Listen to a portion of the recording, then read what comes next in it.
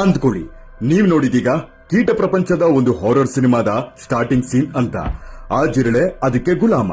ಅದರ ಮೈಂಡ್ ನ ಕಂಟ್ರೋಲ್ ಮಾಡಿ ಆ ಜಾದುಗಾರ ಕಣಜ ಶಂಸಿ ಜಾದುಗಾರ್ತಿ ಕರ್ಕೊಂಡು ಎಲ್ಲಿಗೆ ಹೋಗ್ತಾ ಇದೆ ಮತ್ತೆ ಯಾಕೆ ಕೇಳಿ. ಇದು ಎಮರಲ್ಡ್ ಕಾಕ್ರೋಚ್ ವಾಸ್ಪ್ ಅಂತ. ಈ ಹೆಸರಿಗೂ ಆ ಜಿರಳೆಗೂ ಅವಿನಾಭಾವ ಸಂಬಂಧ. ಆ ಸಂಬಂಧ ಇಟ್ಕೊಳ್ಳೋದು ಹೆಣ್ಣಷ್ಟೇ, ಗಂಡಲ್ಲ. ಅಪಾರ್ಥ ಮಾಡ್ಕೋಬೇಡಿ ಇರಿ. ಗಂಡು ಹೆಣ್ಣಿನ ಮಿಲನ ಮುಗಿದ್ಮೇಲೆ ಗಂಡು ಕಣಜ ಹಾರ್ಕೊಂಡು ಜೂಟು ದಿನ ಕಳೆಯುತ್ತೆ.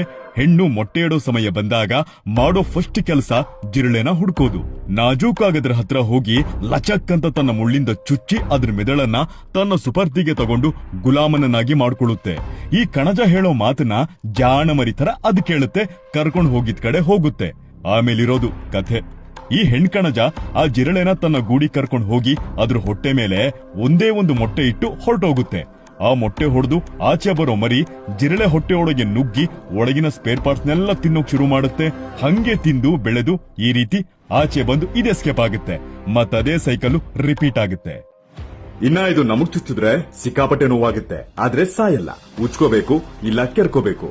ಮತ್ತಿದ್ರಲ್ಲಿ ಮುಳ್ಳು ಹೆಣ್ಣಿಗಷ್ಟೇ ಇರುತ್ತೆ, ಗಂಡಿಗಿರಲ್ಲ. ಇವು ಬಹುತೇಕ ಎಲ್ಲಾ ದೇಶ ಜೊತೆಗೆ ನಮ್ಮ ದೇಶದಲ್ಲೂ ಕಾಣಬಹುದು. ಇಷ್ಟ ಮ್ಯಾಟ್ರು. ಬರ್ತೀನಿ. ಬಾಯ್.